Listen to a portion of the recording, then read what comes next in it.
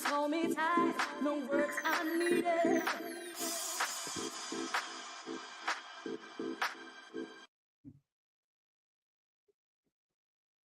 How are we doing, everyone, today? I haven't done a show for a while, so it's good to see you all. As it says below, I'm going to do a question and answers tonight, so stick your questions in the comments and I'll try and answer everything I can. But I also wanted to go through quite a lot of the news as well, and also some of the rumours, and also talk about some of the games and some of the players over the last couple of weeks. I've obviously been on loads of different shows, so you've seen me about, but I thought I'd do an update on my channel. It was basically being on Husam's channel, really, that kind of just jogged my memory that I haven't done a show for a while, especially when he showed one of my shows on his channel. So big up Don.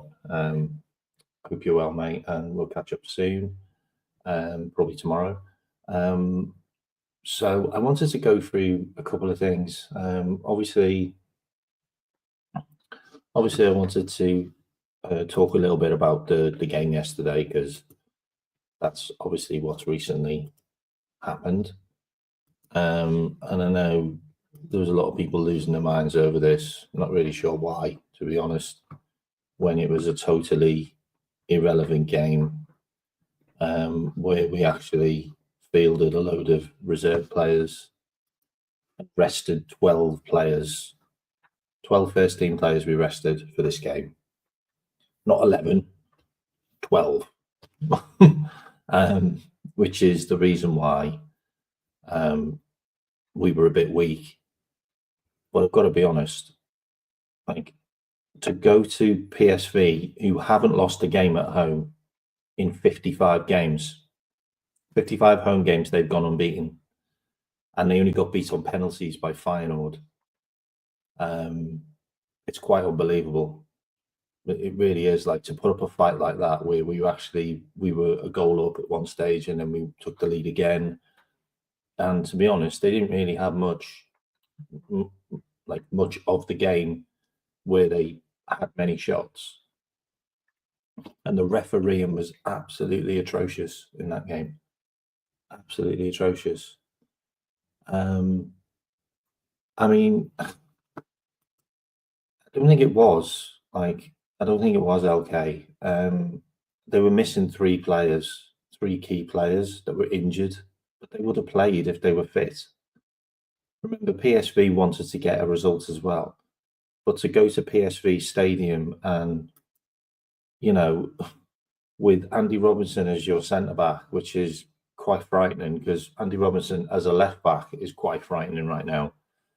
To actually have him as your centre-back with Quansah, who's doing amazing work on Instagram, but not on the pitch. I thought we put up a really good fight. Like, I really did. Like, I thought Chiesa was sensational. I think we've got a real player there. I was really excited that we signed him anyway. And you can tell when you've got a good player when you get a lot of rival fans kicking off, like, because you've got him. He looks good. Like, he's got pace, which is great, because any other player we play instead of Salah on that wing hasn't got pace. So to have him is brilliant. And I'd look at putting him in the number 9 position. I really would, like, for a few games, to just see what he does, because he's got a shot on him. He was heavily involved in both goals. Like, he won the penalty because of his endeavour, and he took the shot which this goalkeeper saved, which Harvey Elliott then scored. And we also have to talk about Harvey Elliott as well, because I know he scored a goal yesterday, but it was another poor game. It was another poor game by Elliott. Look, for a guy that's played 170 first team games and he's only 21, I expect more. I expect more. I expect you to be heavily involved. Like, grabbing the game by the scruff of the neck and getting us into the game.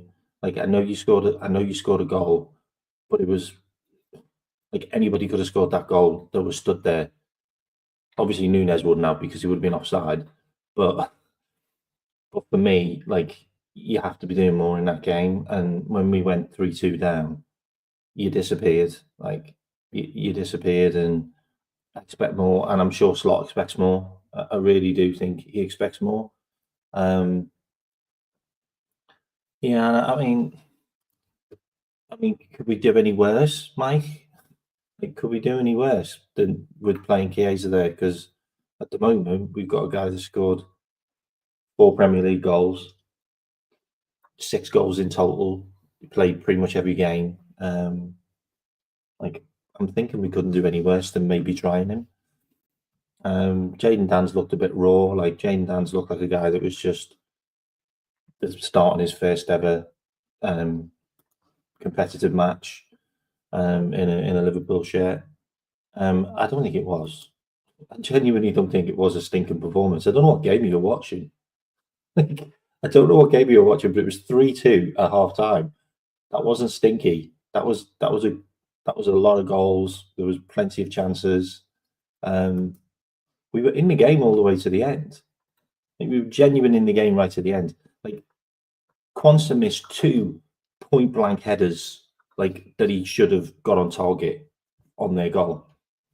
Like the refereeing was so poor in that game. And we took all of our best players that we had, that we took with us. They were all off the pitch by 60 minutes. Cody Gakpo went off. Andy Robinson went off. I know he's not our best player, but he is our first team player. Like all these guys went off the pitch by the 60th minute. So we brought on more kids in Trey Naoni and Nallo, and obviously we went a man down when Nallo got sent off. I also want to show you an interesting photo on Nallo as well. I think you find this one funny. Where was it? Yeah, so Nallo did actually get the ball. He did get the ball. He got Bakayoko's balls. He literally kicked Bakayoko in the balls. And that's how he ended up getting a red card. But I think Quansah probably could have got to him, but it is what it is. That's a fair point. It was like a testimonial for him. He still scored a goal, which is great. Anyway, so I wanted to just go over the game in general. I wanted to kind of cover one person in particular, to be honest. So I want to have a look at some of the players. Obviously, you've got Veerman who gave away the penalty. I'm not actually sure how Veerman didn't get sent off. It was a yellow card for the penalty. Straight away, that's a yellow card. And then he got a booking for another foul, but then he committed about 3 more fouls on top of that and didn't get another yellow card. I'm not really sure how Veerman stayed on the pitch. But I mean, this ref was atrocious, like absolutely atrocious. It's really interesting to see that Robbo got a 6. Bradley got a 6 as well. Bradley was poor. I mean, Queven wasn't great either, if I'm honest. There's a number of players that I just would have expected better, and it was Bradley, Elliott, Queven. I would have expected better from those guys, especially Bradley and Elliott, because they're trying to get back into the team. They're trying to get themselves more games, and they just didn't really prove themselves well. Elliott didn't even play that well against Accrington Stanley, if I'm honest. It was, wasn't it? It was the highlight of the game. If you got any questions, put them in the chat, please, and we'll go through them. So there's a couple of things I wanted to go through a bit of the news, for example. So So there's been I mean, Ben Jacobs isn't really a great journo, if I'm honest, but there has been a lot of talk about Brian and Buemo. But I think the Brian and Buemo thing, I think that could be an element of Klopp because Klopp liked him. Um, but there has been a lot of chatter about we might go for Brian and Buemo if Salah goes. And I know everyone's thinking Salah will stay, but there has been a lot of news which has come out that he has asked for a £500,000 a week contract, and he wants a 3-year deal, and he's not budging, and that's the reason why it's being held up. And we're not offering him the same wages he had last time, which means we're offering him less than 350. If he wants 500,000 and we're not even offering him 350, which is what he's got currently, I understand when he said we are far apart. I think we are on different planets. There's no way on earth Mo Salah's going to get £500,000 a week contract for Liverpool. Not a chance in hell. And this is a big deal because everybody sits there and talks about Mo and Trent and Virgil, they're all going to stay because of the club. No, they're not. No, they're not. Like, we need to get this straight that these guys are driven by money as well. Like, they're driven by being paid huge sums of money, and if they're being offered more money, then they're probably going to go to take more money.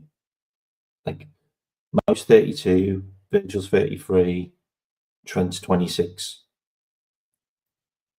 Trent wants 400,000.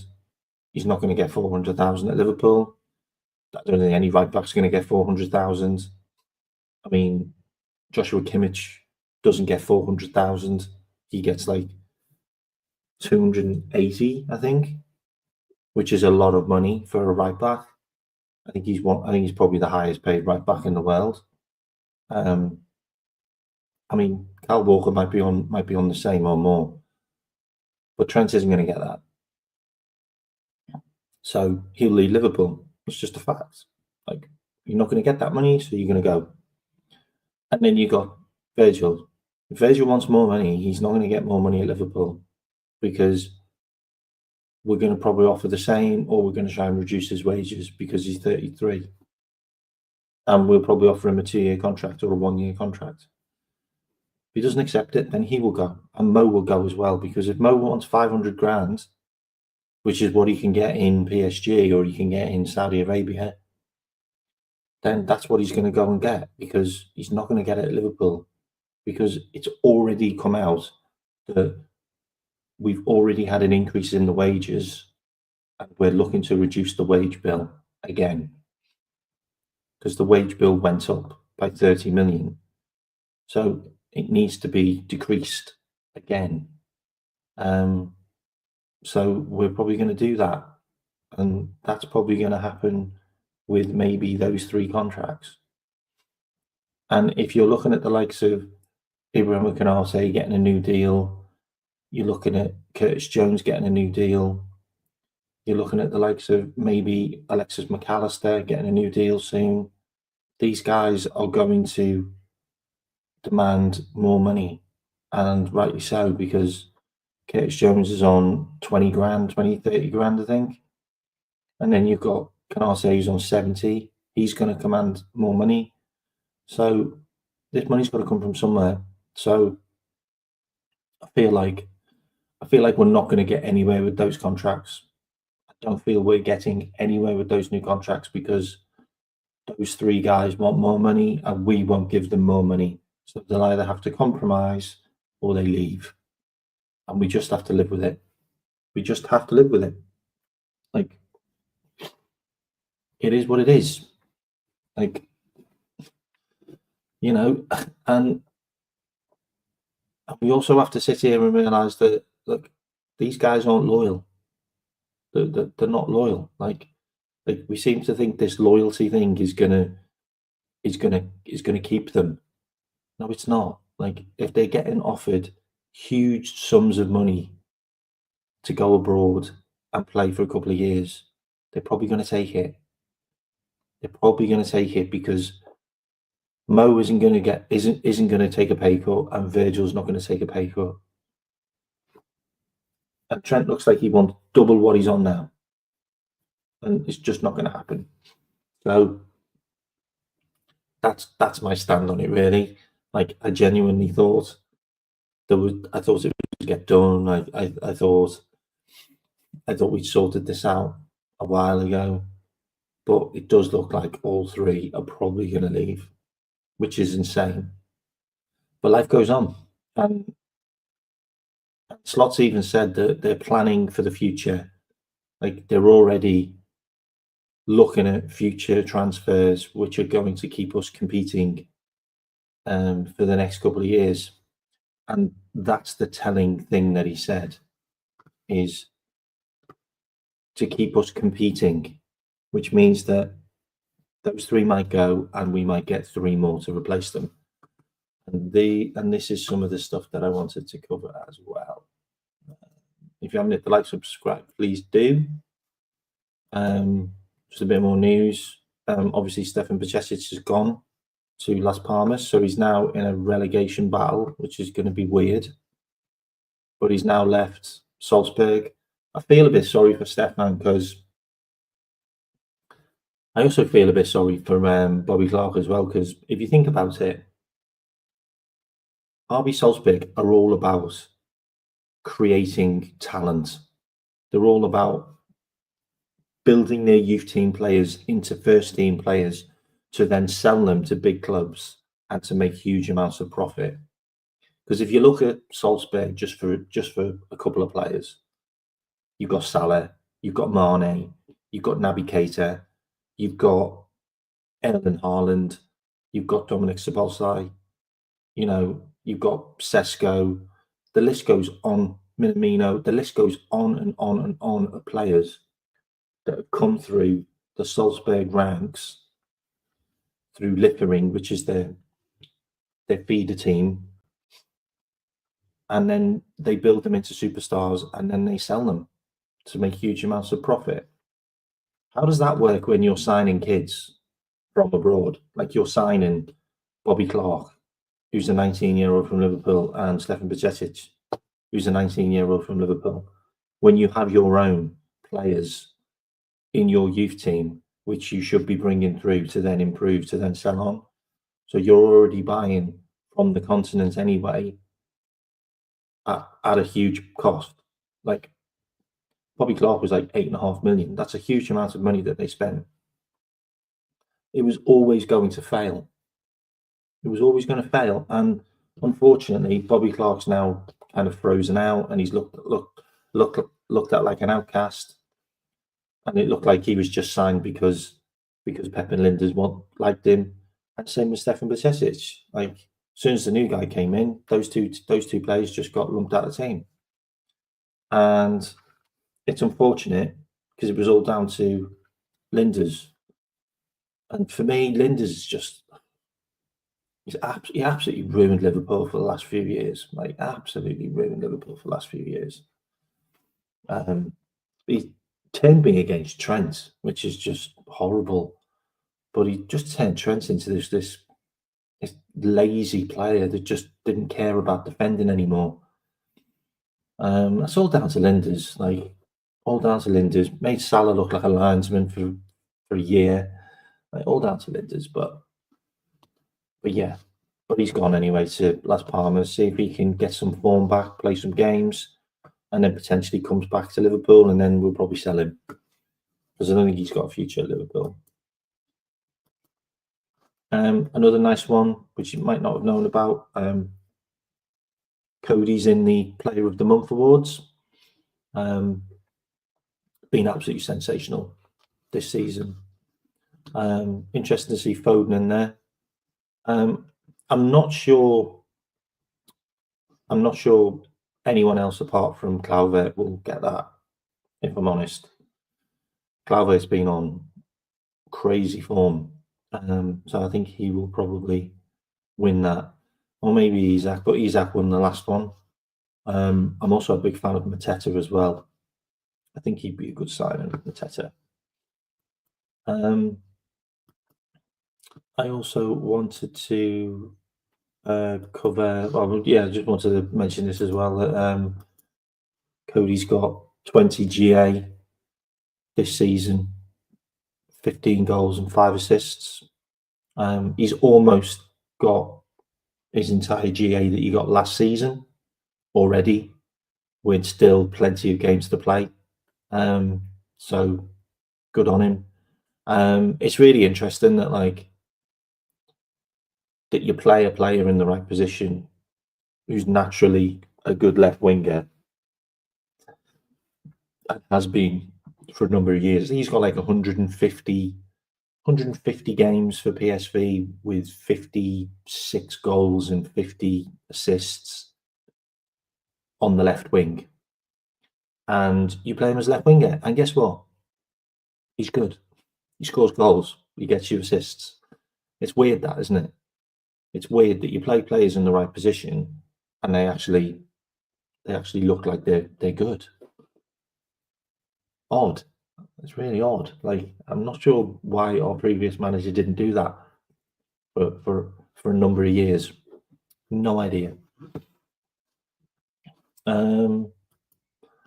Also wanted to just go through some of the numbers for the Champions League. Just in case you didn't know, I'm just going to zoom in 2 seconds. Yeah, so I'm just in case you didn't know, we scored 17 goals in total. Let me just see if that picture is okay. Yeah, it's all right. Yeah, we scored 17 goals. Let me just make myself smaller there. Yeah, so we scored 17 goals in the Champions League. We had 128 shots and 17 goals. 132 dribbles. Clear-cut chances, we only had 5. Manchester City had 7. Interesting. Passing accuracy, 87%. Leverkusen, 90%. Jesus. Yeah. Passes completed, in 8th place, but we're in top 10 for everything, basically. And also possession, 54% average. And that's a really interesting one, that we're nowhere near any of the others for saves, which is great. The reason why I wanted to show you that really is just to kind of put it into perspective that we did play some of the toughest games in that group, in that league phase. You know, we did play the previous European Cup winners and also their league winners in Real Madrid. We also did play a team that only got beat once the whole of last season in Bayer Leverkusen. You know, we did play, you know, some really big teams. AC Milan away, you got Lille, you know, you've got Girona, who finished 3rd last year. I think Lille finished 2nd. You know, it wasn't easy, but we were in the top 10 for everything apart from saves. So just wanted to put that out there. I also wanted to kind of just go through the actual format for the Champions League, just in case you didn't know, the next round we've got either Benfica, Brest, Monaco, or PSG. Obviously, 3 French teams in there. I'm hoping we don't get PSG. I think they're a bit Jekyll and Hyde. Like, they could be good, they could be bad. I just don't know what you're going to get with them. But I think the quarterfinal is interesting, because if we go through the round of 16, we get either Sporting, Bruges, Villa, Dortmund, Lille, or Atlanta. We could beat any one of those. We could beat any of them. Atlanta would be a tough one. Atlanta would be a tough one, because they won the Europa League last year, and they obviously beat us last year as well. So that would be a tough one, I think. And then the semi-final, PSV final, Celtic, Bayern Munich, AC Milan, Juventus, Man City, Real Madrid, Atletico Madrid, Bayer Leverkusen, Arsenal, Inter Milan. I think that would be an interesting one, because one of Real Madrid, Man City, Leverkusen, Arsenal, Bayern Munich, and AC Milan will all have to play and Atletico Madrid will all have to play each other in different rounds. And also in the round of 16, I think Manchester City might have Real Madrid, Inter Milan, Bayern Munich, someone like that, which is a really tough game. So there'll be a lot of them which will be knocked out. So we will only play one.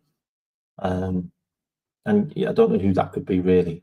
But if it's Real Madrid, it's Real Madrid. I'd rather have Real Madrid in the semi-final than a final. Horrible memories of them in finals. So we'll see how that goes. And I don't think we find out until the 21st of Feb who we've got in the round of 16. So that would be interesting.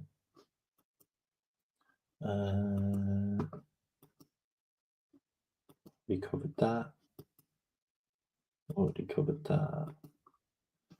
Also wanted to mention this as well, just in case you didn't know, that we've earned a total of 99 million from the Champions League.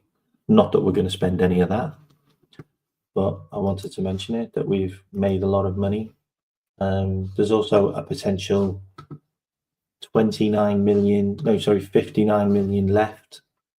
that we can make to get all the way into the final, and then you can make 170 million winning the final.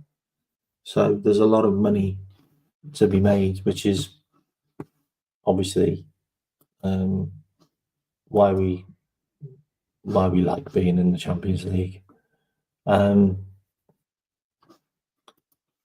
I also wanted to cover, where is it? Yeah, I wanted to cover this, which I think is funny. So this was our number of the numbers on the shirts of substitutes, added up to 642, which is a record high of shirt numbers. Like, I just find the shirt numbers weird. Like, why does Naomi have to have 98 on his shirt? Like, why does he have to have number 98? Like, we haven't got 98 players. Like, it's very weird. Like, Tyler Morton needs to be number 80. Like, surely he can just be number 27 or 28. Like, it's just weird. I don't get it. I just don't understand it. But anyway, there you go. And that was our subs bench, by the way, which is wild. There's no striker on there. There's no striker on that bench. Crazy. Okay, that's Cody. That's the format. That's the money. What's that? Also wanted to cover this one as well. This one's crazy. So 54 million Matoma bid. I think any player in the Premier League that is not from the Premier League, like as in wasn't signed from a Premier League club to a Premier League club and is not homegrown or British, I think is a potential to go to Saudi Arabia. I think any South American and any Asian player could go to South America. So could go to Saudi Arabia. I just feel like it's just it's more about the fact that they don't have an affinity to the club. Like there's no need for them to stay. Like if they played a couple of years for the club already and they're about to get life-changing money, I think they'll just go. So I think Matoma will be sold. I just think it's a matter of time. Like maybe they up it by another 10 million. But they've already got players that can replace Matoma. I know Matoma's an unbelievable player, brilliant dribbler. But he's like 27 now and he's been at the club a couple of years. He cost them less than 10 million, I think. And if they can get 60 million, 70 million for him, I think he's gone. And I think he'll go as well. And it's the same as John Duran. Like, he's a South American. He's only 21, which I find a bit weird. But he's about to make life-changing money as a 21-year-old. He might only do a year or two and then come back. But I just find that a crazy one. The Ollie Watkins one, which is what you've mentioned there, Bri, is you have to look at the Ollie Watkins one in complete isolation. Like, this is a little bit like Jamie Vardy to Arsenal. Jamie Vardy had the chance to go to Arsenal and he didn't take it. And he decided to stay on at Leicester after they'd just won the league. Like, knowing quite well that they've got no chance of ever winning the league again. And he didn't go, and Leicester sold all their stars. Like, they sold who's the French midfielder? Conte. They sold Conte. They sold Mahrez. Yeah, they sold all their star players like for big money. But Vardy stayed, and he probably regrets that he can go to Arsenal because he'd have played in the Champions League. He'd have potentially challenged for the league. He was a cracking player. This is the same as Ollie Watkins. This is Ollie Watkins' last contract. He's 29. It's a weird player to sign, like, for that much money to go in as your number 9. Like, I would have thought Solanke would have been the player Arsenal should have signed because he's 26. He's still got years ahead. He scored the same amount of goals pretty much. Real bagsman, like he is. Like, as much as you like it or you don't like it, he scores goals. Give him loads of chances, he'll score you goals. Yeah, so I think the Watkins deal is a weird one because he's older.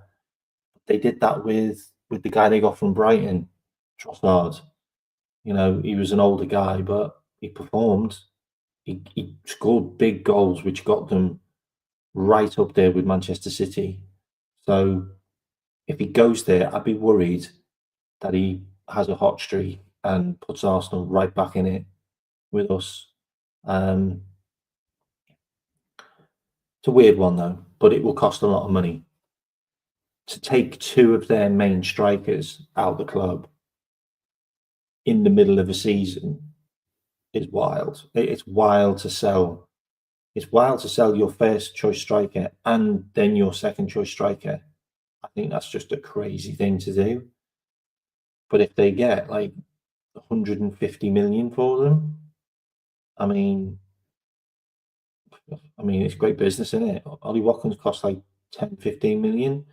Duran cost like 10 million. Like they're making tons of money off it.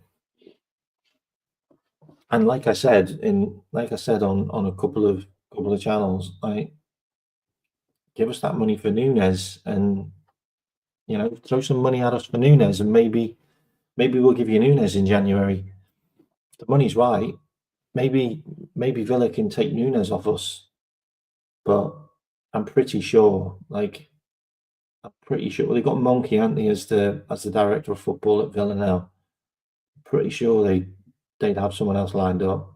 Like they go and get another guy. They need a target man. They play with a target man. So I don't particularly know. Maybe Dusan Vlahovic from Juventus might fit the bill, or maybe if Duran goes to Saudi Arabia, then maybe they go and get Victor Boniface, because Victor Boniface had agreed to go to Saudi Arabia, so maybe they can get him in. I'd like Victor Boniface. So there's definitely players there. Maybe they go and get Ferguson from Brighton. Like, he's a really good player. I'm surprised no one's gone for him. Like, he's a good player. I think he's better than Nunes. Ferguson, give him more games. But I think that's an interesting one. Came out of nowhere, didn't it, Matoma? Absolutely out of nowhere. I think this one's a really interesting one as well. I'm surprised Villa aren't looking at this guy. I think it's a crazy amount of money though. 62.5 million has been accepted. I mean, Tottenham do some wild business sometimes. They really do some wild business sometimes. But yeah, so 62.5 million for a guy that's, I don't know, played 10 games in the Bundesliga. He's got talent, but 62.5 million. I think they paid 20 million for him. So they're making 3 times back easy. You can't get in the team. He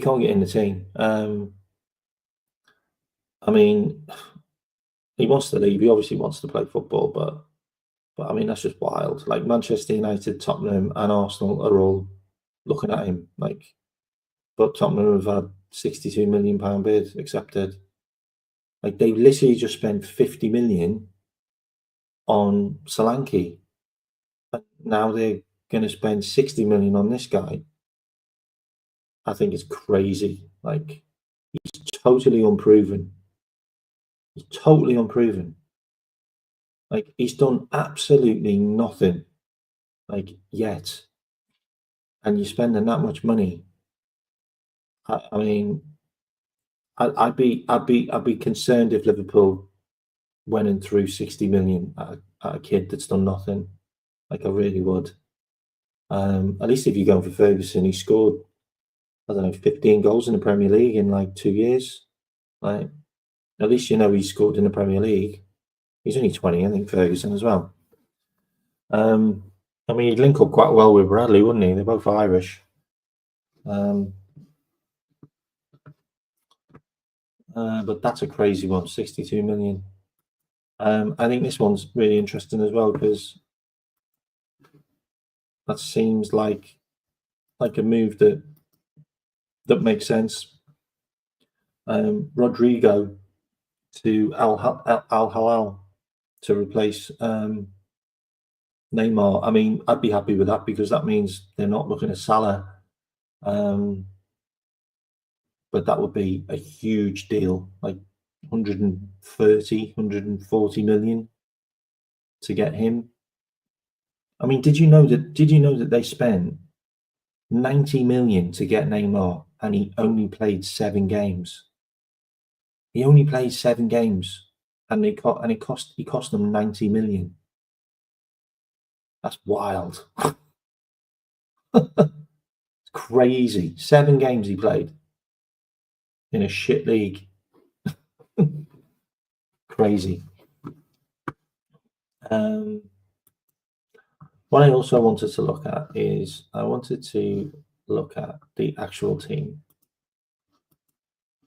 And the reason why I wanted to do this is because everybody seems to be complaining about our team, and I genuinely feel we have the strongest team and squad in the entire Premier League, and probably there's only probably one or two teams which have got a better squad than us in Europe.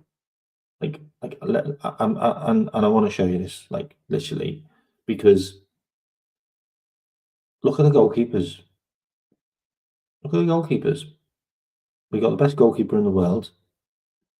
We've got potentially the best second choice goalkeeper in the world, because there's no one who's got a number two goalkeeper as good as him right now. And then you've also got another really good goalkeeper who went to the Euros as your third choice. Like, so your goalkeeper's done. Like, you've got two great goalkeepers. Then you got your defence. You got the best centre back in the world in Canate, in Virgil van Dijk.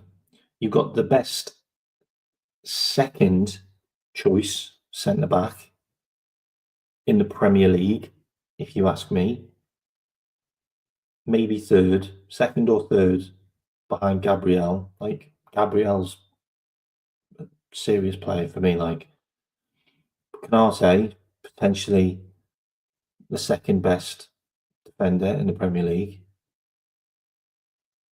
Then you've got Joe Gomez, who was probably the best left back in the league last year, as your third choice centre back, who's been absolutely sensational this season again, and he was last season. And he's also got the best centre back partnership that we've ever had, especially in my lifetime, with him and Virgil. Yeah, I know you've got Canate's injury prone, and also Gomez is injury prone. But you can rotate with them easily, and you have done, and they've been great. So you got those two. Then you got Gerald Quansah, who everyone was saying should replace Canate last season as your fourth choice. And you've then got a fifth choice centre back in Wataru Endo, who's looked absolutely brilliant as centre back. When he moved out of midfield against PSV and went into centre back, the game changed. Like, we looked so much more comfortable. Like, we just looked a better team when he was at the back. And he's been great this season. So you've got 5 centre backs who can all do a job. Brilliant. You've then got everyone saying the best right back in the world. Not for me, but everyone's saying best right back in the world, who Real Madrid are caught in trends. Then you've got Conor Bradley, who's an incredible talent, up and coming talent, who's already the captain for his country and playing fantastic football on the pitch. Yeah, so you've got 2 great right backs, and then you've also got Joe Gomez that can play there, who's brilliant. And then you've got left backs. And for me, I think that's our weakest point. But a lot of people still think Andy Robertson can do a job. A lot of people still think he's a great left back. That's to debate. But people say he is. And you've also got Kostas Tsimikas, who every time he's played, he's looked decent. You know, he's not looked bad. He's not looked bad. So you've got players who can play in those positions. And then you've got Joe Gomez as well, who was the best left back last season for me, who can also play left back. Who, if I'm completely honest, once he's fit, he may actually put himself in a position to be our left back to the end of the season. I would not be surprised if we finish the season with Joe Gomez at left back. I'll say that now. And that's your defence. And people are saying we've got issues with defence. I just don't think we have. I think the left back could be better. We could sign a better left back, but we ain't signing a left back halfway through the season to incorporate into the team because it's just dangerous. It doesn't make sense. You play the guys that are used to there, and I think that's fine. And then you got the midfield. Like everybody is talking about we need midfielders. Like I don't know where these midfielders are going to play. So you've got Alexis McAllister, who plays every single game when he's fit or if he hasn't been suspended. Absolutely sensational. What a player. I think he's been standout midfielder this season. I think he's been better than Gravenberch. I don't know everybody's raving about Gravenberch, but I haven't seen a game that McAllister wasn't brilliant in. I really haven't. He's been 8 out of 10 pretty much every game this season. Gravenberch has been sensational, but he's also had poor games. He's had a poor bit of form recently, so I'm hoping he picks that up. So then you've got Dominic Szoboszlai, absolutely sensational this season. More goals, more assists this season. The whole game revolves around him, how we play, how we press, pure athleticism, sensational. Gravenberch has just been a monster this season, playing in a new position. Brilliant. And you've got Curtis Jones, who's also had another good season. Like played well this season. Last season, until he got injured in the red card, he was having a great season. So no issues with Curtis Jones. That's your 4 midfielders there. And then you got the likes of Tyler Morton, who's come in and done a job. He looked good yesterday. He looked good yesterday when he came on. Had that top corner shot with his weak foot. Could have gone in. Could have gone in. Played well yesterday. Him and James McConnell were absolutely sensational yesterday. And then you've also got Trey Naomi, who's there, who could come in and do a job, but he's very young.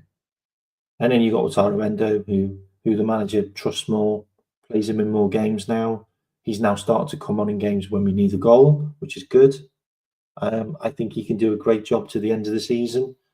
And then you've got Harvey Elliott, who's just come back from injury, trying to get a foothold into the game and trying to get into more games. Mainly an impact off the bench at the moment, but that's fine. He's 21. That's fine. You've got lots and lots of midfielders there. And then you've also got James McConnell, which the manager has now said he's probably not going to send them out on loan because I think Tyler Morton's going to get sold to West Ham. Apparently, West Ham are looking at him for 15 to 20 million. He is for sale. I think if the money's right, he will go.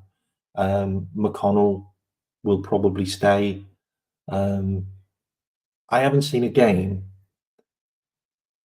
with James McConnell in that I didn't think this guy could be a Liverpool player. Like he's got a future. Like I haven't watched a game with him where I've thought you're not going to make it. Like every game I've seen him play, he's had an impact. He's done a job. He's won his tackles. He's been available. He's passed it well. He's been quite influential. Like, if you ask me, I don't think we'd have won the cup final if McConnell hadn't have come on. Heavily involved in the match, heavily involved in the build-up for the corner that Virgil van Dijk scored. I think he's been great. And it's really good that Slot's seen that now. Because he's been injured. So, you can't even sit there and go, oh, you know what? He's just not been... Slot didn't fancy him because he's not been good in training. He's not been fit. He was out with a stress fracture, I think. So he's been injured, but now he's back. And he was good yesterday. There weren't many players that were good yesterday that stood out, but McConnell was one of them. And then we've got the best forward line in the world. I'm sorry, we just have. It is what it is. We just have the best forward line in the world.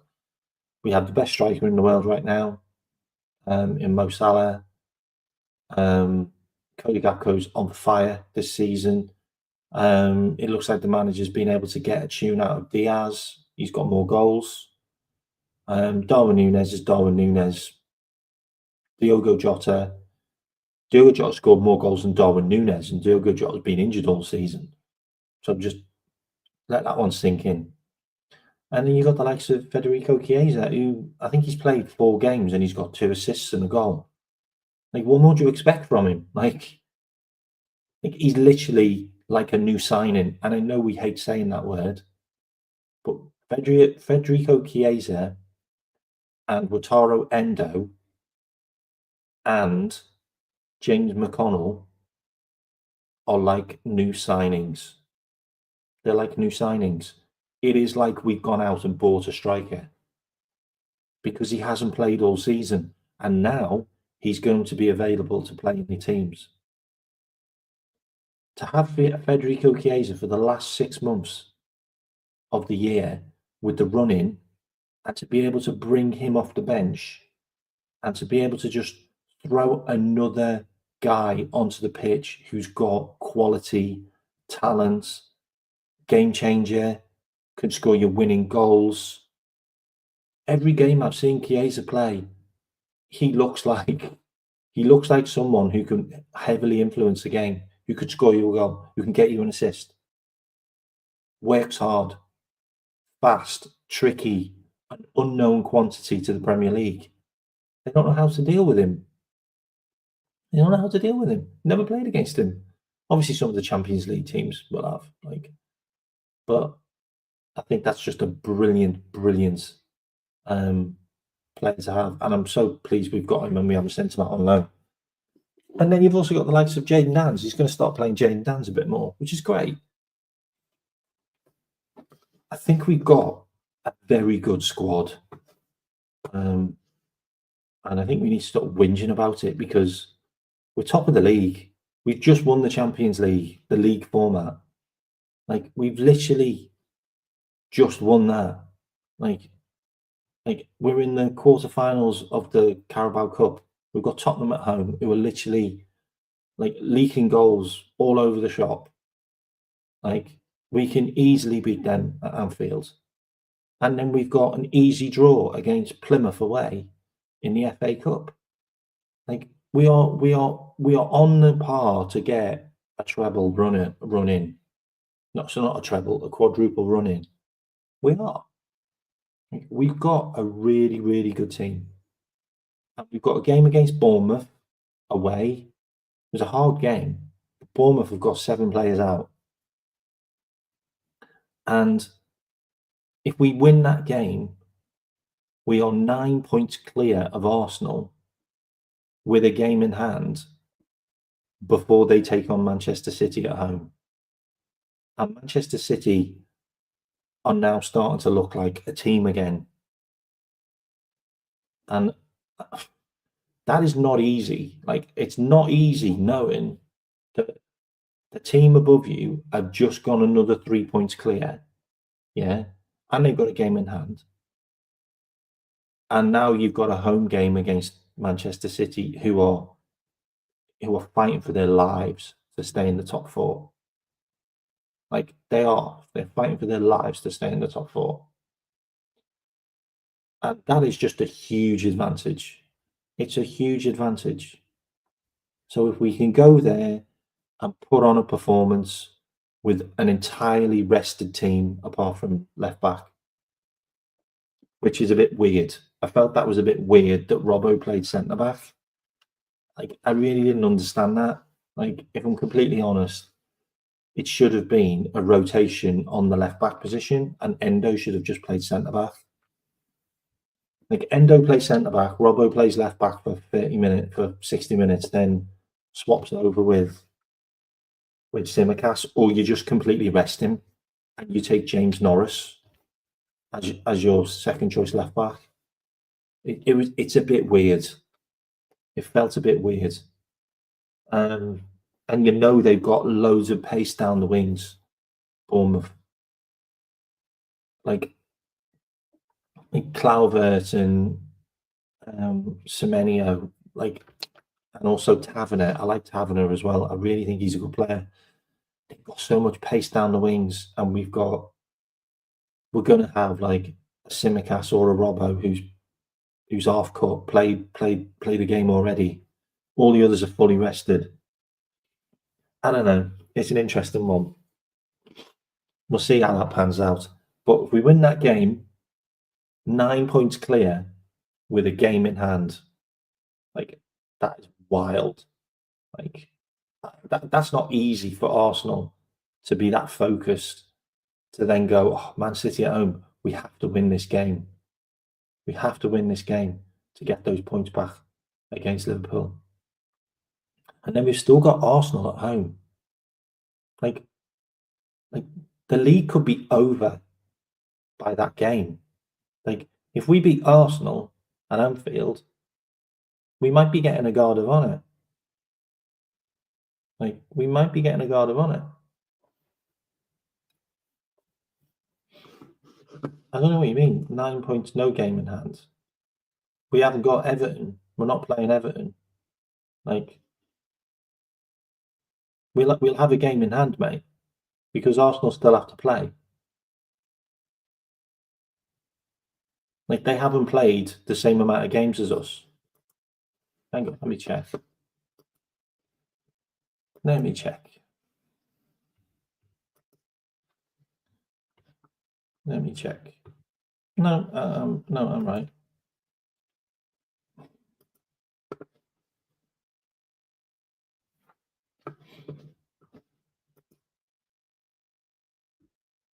Yeah, I just said if we beat Bournemouth, we're playing Bournemouth on Saturday, Arsenal playing on Sunday.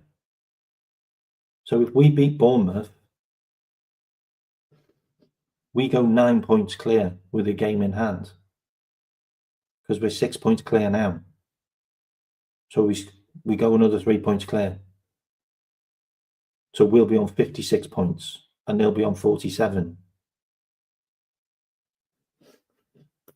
What are you talking about? I've literally just said that when they play Manchester City, we will be 9 points clear. So the mindset will be they're 9 points clear of us with a game in hand. We have to win. So it's going to be harder for them. Like, don't write nonsense, mate. Like, listen to what I say, please. Like I know it says Q&A, but ask me some good questions. So the mindset is hard, like to know that you're that many points behind, like when you're playing your game. I'm not though. Like I'm not. Like you can literally see the numbers in front of you. You can literally see we are 6 points. We are 6 points ahead of Arsenal. Yeah, 6 points ahead of them. If we beat Bournemouth, we will be 9, and we will have a game in hand still, because we've got a game in hand now. I'm not talking about that again now. Okay, so I also wanted to cover some of the rumours of players on Transfermarkt.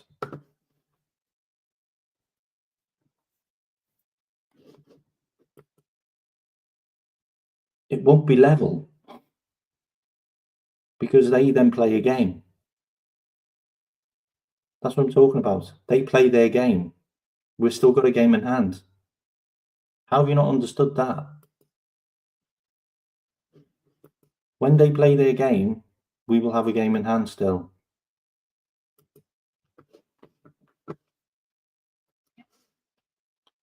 So some of the players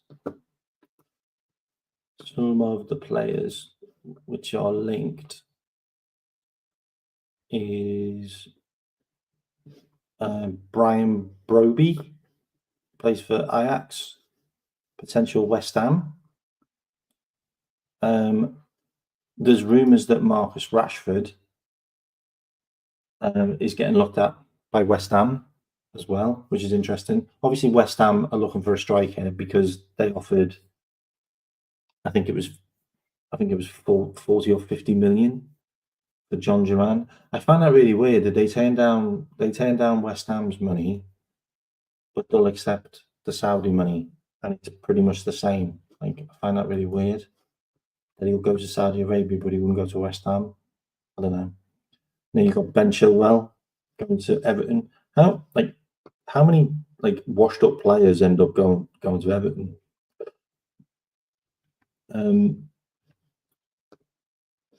Fakato Tomori, Newcastle. I think the interesting thing about those English players that are in Italy is it looks like a lot of the Italian clubs want to get rid of them. It looks like AC Milan want to get rid of the English contingents in Tammy Abraham and Tomori. So they may be coming back to the Premier League. So I think that's really interesting. Douglas Luiz potentially going back to Man City. They're crying out for a defensive midfielder, so they're looking at him. Obviously, the Garnacho to Chelsea is another wild one, and also Mateus Cunha to Arsenal is another wild one. And Cisso's already gone. Zinchenko to Inter Milan. Tyler Dibbing to Tottenham. That's one which is definitely being talked about, and Tottenham are looking at giving them another player as like a sweetener. Like they get the player and they get Dibbling and obviously money. I think Dibbling's a great player. I'd rather have Dibbling than Harvey Elliott. I'll say that right now. Rather have Dibbling than Harvey Elliott.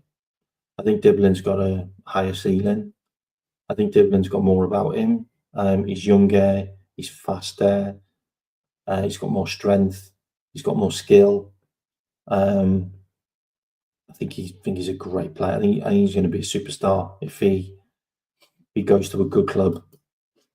I thought that one was a crazy one. Michael Coyote going to Brentford.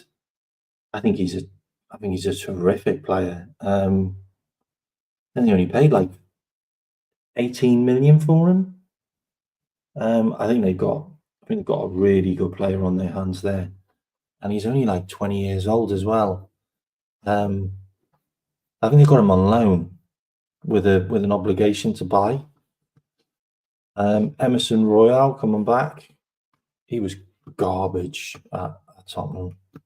Coming back maybe to Fulham, and obviously Vlahovic, Chelsea. Chelsea are linked with everyone. Let's be honest. Liam Delap, Tottenham. There was an IndyCar tweet saying that Aston Villa were looking at Liam Delap and another player to replace the players that they're losing. I'm trying to think who it was. I'm just going to have a look through my notes.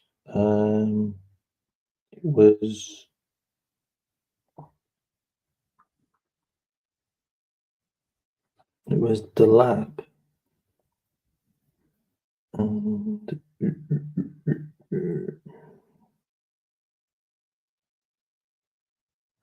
yeah, it was Benjamin Sesko and Liam Delap as replacements. Not for 62 million, mate. Not for 62 million. I don't want to spend 62 million on a guy that's done nothing. For the next like 20 minutes, anyone got any questions that they want? Do you want me to talk about? What do we all think about Steven Gerrard? Rumours are that we're looking at bringing him back to Liverpool in a coaching capacity, maybe as assistant manager. I think that's fantastic. By the way, I'm all over that. Like, absolute legend for the club. Kind of maybe should have stayed and done a few more years at Rangers before he went to Aston Villa. Didn't quite get to grips with that squad at Villa, and player power kind of kicked in. I mean, let's be honest. Like, the defender that he said was a terrible defender is a terrible defender. Like, make no bones about it. He's quite possibly one of the worst defenders in the Premier League.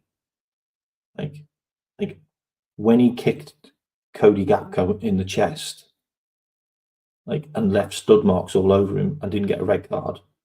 Like he's an absolutely dreadful defender.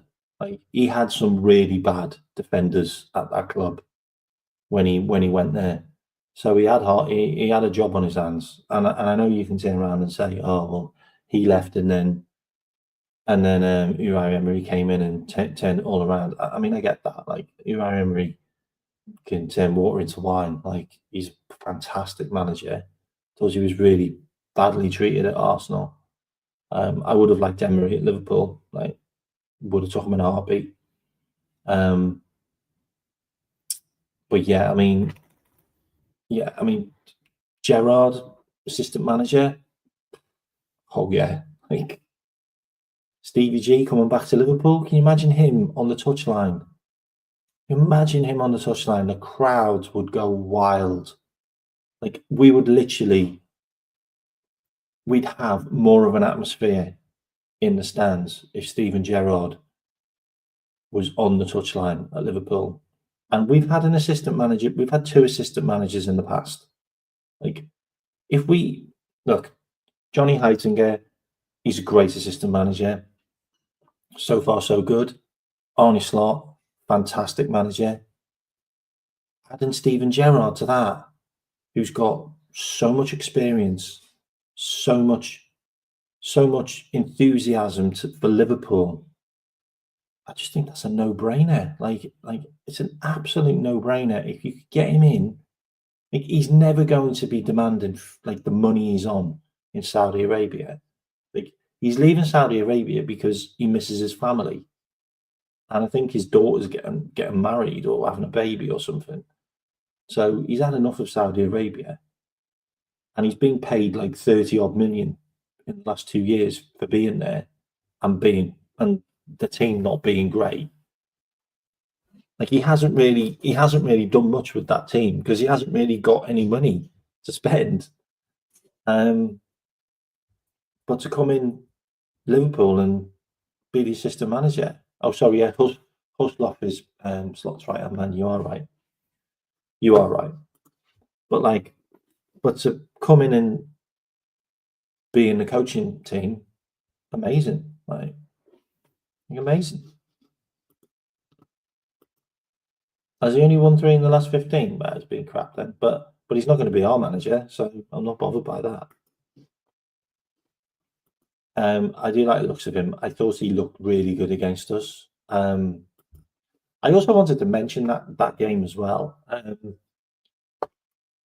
We played a team that hadn't lost a game in 22 games, and they just won their last Champions League game like 5-1. Like, and we also played a team that hadn't lost at their ground for like 52, 55 games or something. They got a wild record. Like, we played PSV and Lille, who have both got a lot of good form. Like, and we played really well against both of them, to be fair. Like, that could have been a banana skin at home against Lille. They beat Real Madrid. They beat Atletico Madrid. I think, like, they're a good team, and we beat them. And then we went to PSV with basically our third team and lost 3-2 because of some woeful refereeing. Like, how we didn't get a penalty when Chiesa got his foot stood on is beyond me. And how the referee didn't blow the whistle when he blocked Endo from clearing the ball that then resulted in them scoring. Like, that's it. Like, he was a crap ref. He did look like David Coote as well, which I thought was weird. Like, maybe it was his brother. I don't know. Anyway, I talked about Dom as well. Actually, I'm going to give you some numbers on Dom, which I think you'll find interesting. So I went on someone's show. I can't remember whose show it was, but I was talking to them, and it basically said that when everybody said that Dominic Szoboszlai could be the Hungarian Steven Gerrard, everyone kind of laughed about a bit of it. And I just want to give you some numbers. So Steven Gerrard, at the age of Dom, 211 games he played for Liverpool, 25 goals, 27 assists. That's Steven Gerrard, okay? Same age as Dom, Dominic Szoboszlai, 233 games, 51 goals, 50 assists. You have to remember that Steven Gerrard became a giant when he was about 25, 26. That's when Steven Gerrard really, really kicked on. Dominic Szoboszlai still got another 2 years before he hits peak. Before he hits peak, he could have 100 goals. He could have 100 goals by then. Like, he could have maybe another 50 assists. I don't know. But what I'm saying is Dom getting into a rhythm with a coach or manager that knows how to get the best out of him. I'm not going to say it, but I think we could have our Steven Gerrard at Liverpool. I think we could have our Steven Gerrard at Liverpool with Dominic Szoboszlai. And I mean, if we're getting Steven Gerrard back as a coach, then Jesus Christ, we will have a Steven Gerrard, because Steven Gerrard's going to be talking to Dom. And you look at Liverpool, right now, like we've literally got a 22-year-old midfielder who's never played in the number 6 position before for Liverpool, and he's absolutely tearing it up. Like, he's going to get better. Like, Gravenberch is going to get better. That's a fact. McAllister, World Cup winner, unbelievable player. I think he's 26 now, so he's going to start hitting his peak. Dominic Szoboszlai's just turned 24. Like, I think people forget how young Dom is. Like, I really do think that people forget just how young Dom is. Like, he's just turned 24. Like, he's got so much time ahead of him, and he's already performed so much in his career already. Like, I've just given you the numbers: 50 goals, 50 assists already, 230 games. And then you go Curtis Jones, who's just turned 24 today. I think Curtis Jones is 24 today. Like we should be really excited. And the thing about it as well, and this is what made us great. This is what made us challenge over and over and over for years and years under Klopp. We had a team that grew old together. Like, we had a midfield that grew old, and we had an attack that grew old together. Like, you had the likes of Fabinho and Gini Wijnaldum and Henderson all grew old together over the years. Then you got your attack, who all grew old together in, Bobby, Mane, Salah, all signed at the age of like 26, 27. all grew old together. And it's happening now. Like, our team is growing old together. You know, you've now got the likes of Canate's 25. You know, Trent's 26. You've got Curtis Jones, 24. Dominic Szoboszlai, 24. McAllister, 26. Gravenberch, 22. Cody Gakpo, 25. Diaz is older. Salah's older. You know, Jota, 28. You know, we've got players that have grown old together.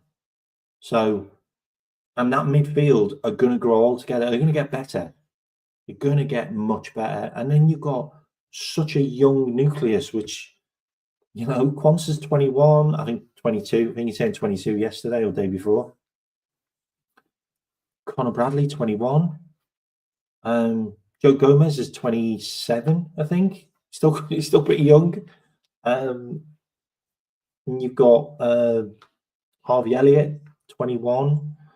I'm trying to think of the other players. Obviously, Endo's older. You've got some older players. But you look at it and it's got to be exciting. It has to excite you. And then you've got players that are out on loan that are going to come back. Like Ben Doak, 19. He's already on 12 GA this season. It's a good season. Owen Beck, 21. I think he's 22 actually. Owen Beck. There's plenty. You know, McConnell, 20. Train Ione, 17. Like we've got players all over the park. Chiesa's only 27. We forget about Chiesa. Chiesa's 27. I think it's great. And, you know, I think it's really interesting as well that everybody thinks that Slot is being stopped from buying players. He's not. He's not being stopped from buying players. Every time he's asked about the team, about the squad, he said he's happy. He doesn't want anyone. He doesn't want anyone yet. Like, he thinks he can win the league and he thinks he can challenge for a trophy with this team. And I believe him. And if you look at the squad in general, I think we are about 30% less in games missed through injury than we are last season. And I think this is going to be why we win more trophies. And I said this on previous shows as well. I said, look, if we get a guy in who has the same squad as Klopp, plays the players in the right position, doesn't overplay them in games that he doesn't need to, and has a better management of injuries, I think we'll win the league. I think we'll win the Champions League, because we've always been pretenders, but we've never been able to get over the line, and we've had chances to get over the line. Like, we were top of the league last season, but we didn't continue it. Like, I think we were only 2 points less off last season than we are this season at this stage. But we've also played a game less, which means that if you win that game, then we are a lot further ahead. But you look at it like that, and having 30% less games missed by injury by players is a huge deciding factor for me, because you're coming into the important end. Like, you don't get a trophy for finishing top of the league, like 99% of the season. You don't get a trophy for finishing top of the league in the Champions League. And you don't get a trophy for finishing in the quarterfinals in the cup. You get nothing for it. Like, you want to do the business end stuff. So And for us to have players that are coming back, like you've got Joe Gomez, which is now come back. Like, Joe Gomez got injured because he was way, way, way over the amount of games he should have played. Like, I think he was 7 games over the amount of games that he should have played, because every time he plays that many games, he gets injured. But he went way over it. Canate went way over it. Like, these guys have gone way over the limit on games played for when they would normally get an injury. But because they're being managed so much better by the medical staff or by the coaches, we've managed to get like 5 more games out of them before they got an injury. And that's just the way it's been. Like, it's been like that from day one. And to have players that are coming back, like we're literally going to have 2 injuries. Like, we're literally going to have 2 injuries in Curtis Jones, who's got a slight niggle, and Diogo Jota, who's just always injured. Like, he's just always injured. Like, I think he extended his a body part. Like, it's not his lung. It's not breathing. It was a leg, I think. So to have that is just amazing to the end of the season. Like, you're literally getting guys back, like, to finish the season off. Like, Chiesa's like a new signing. Like, I know you don't want to hear it, but Chiesa's like a new signing. Like, and if Chiesa can score 5 goals, like, in the Premier League to the end of the season, they could all be winning goals. Like, they could all be deciding goals. Like you just don't know how important he could be. And to be able to have a bench that you can bring, like, to bring like a Chiesa and a Darwin Núñez and a Harvey Elliott and an Endo and a Joe Gomez and a Simicas, to be able to bring these players off the bench is just brilliant. Like, there's so many teams that can't do that. There's so many teams that are just bringing on like an 18-year-old or like a 35-year-old, like or a guy that's just, he's not going to change the game, but he's another midfielder that they've got. But we're actually bringing game changers on, and we've got a manager that can change games and that can win games off the bench and has done repeatedly all season. Then we have to be really excited. We have to be so excited about this. And Bournemouth's a big game. Bournemouth is a big game. And then we've got more games that I want to look at as well. So let me just look at our fixture list. 2 seconds. Okay, so these are the games we've got coming up. Let me just share my screen. So these are the games that we've got coming up. We've obviously got Bournemouth away. Then we've got Tottenham in the EFL. It's an interesting one with Bournemouth, because Bournemouth have really taken like some scalps this season. Like, they've taken some scalps. Like, just this season alone, like 23 matches Bournemouth played, we played 22. We've scored 54 goals. They've scored 41. We've conceded 21. They've conceded 26. Plenty more assists. More goals per game, more shots per game, more big chances per game, more ball possession, better passing, more accurate long balls, more clean sheets, less goals conceded, less interceptions.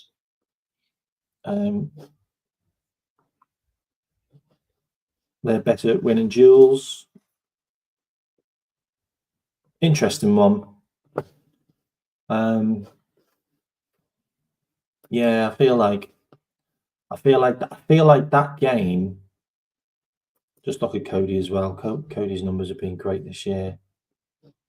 Where is it? Hang on, where's his numbers? 2 seconds. Let me just look at his numbers.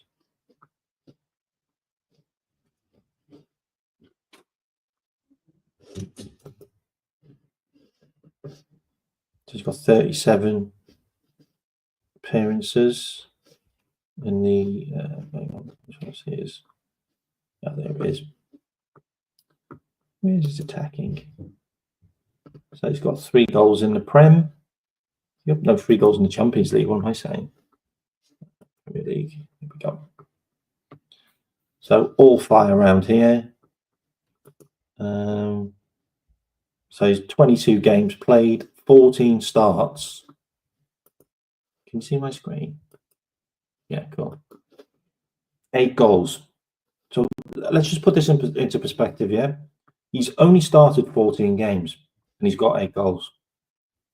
And his expected goals are 5. So he's overachieved his XG. And he only has 2 shots a game. Like, Cody is really, really on fire. Like, and his passing's been really good. 3 assists, less than 3 assists as his XA.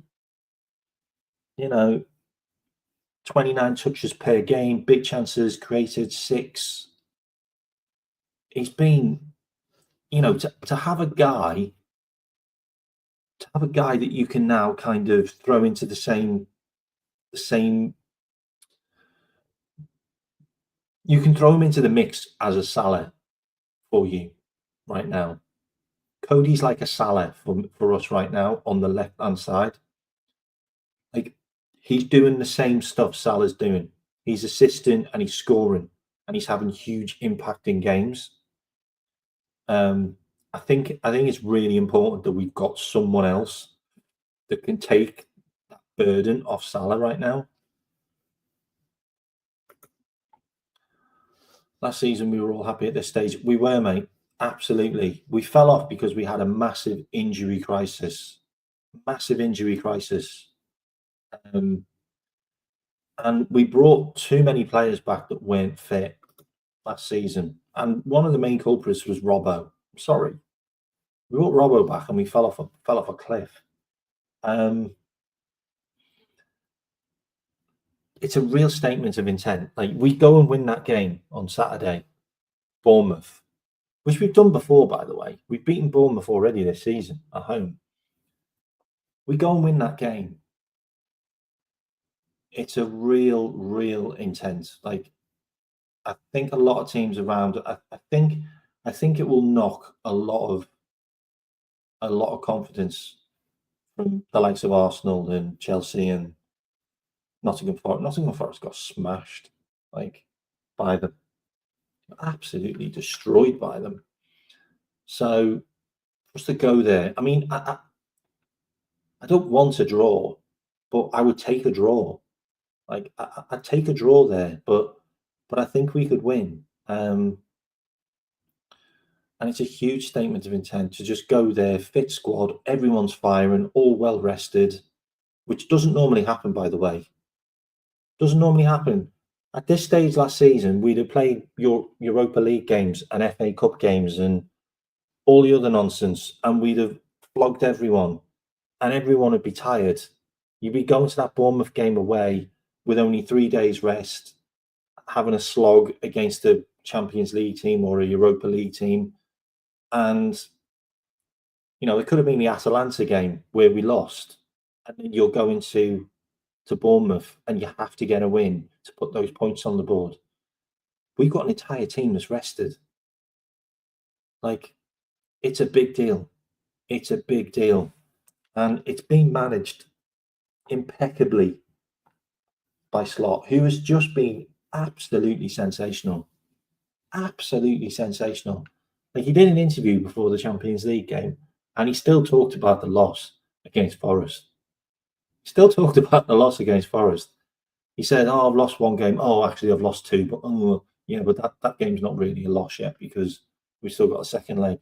But he was like talking about that game still, and you just like, I just love it. I just love the fact that he's having nightmares about losing one game. One game. We've lost 3 games all season, and one of them didn't matter, and the other one is a leg, which means that it's only half time. That's just unbelievable. Absolutely unbelievable. And we've got lots of hard games against teams at home. And, Manchester City away doesn't worry me. Aston Villa away doesn't worry me because I know we can cope with these teams. And I know this rotation is going to get us over the line. And I'm going to end the stream here, guys, all right? But I hope you've enjoyed it. It's been a while. Up the fucking Reds, like absolutely flying. And I'm pretty sure we'll rest loads of players for Plymouth. Pretty sure we'll play second string team against Plymouth. And I wouldn't be surprised if there was a couple of players that got rested for Tottenham at home. I really wouldn't. He's going for the major trophies. He's going for the league and he's going for the Champions League. And I will catch you all later. And if you haven't hit the like and subscribe, please do. My subscribers dropped off for some reason. I lost like 20 subscribers. I don't know why, but if you haven't subscribed, please do. If you think you're a subscriber, just go and check to see whether you are, because you might have been one of them that came off. I don't know. So, and if you also want to be a moderator on the channel, just drop me a comment and let me know, and I'll add you. But I will catch you all later, and much love. You are right, YNWA. You were right about that, by the way. I apologise. You were right. And I will catch you all later. I'm on Dom Hussam's show tomorrow, talking about Liverpool, but I will see you later, gang. Peace.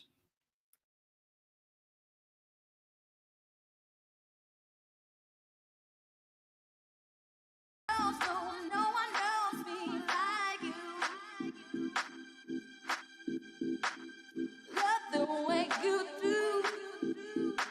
Just hold me tight. No words are needed.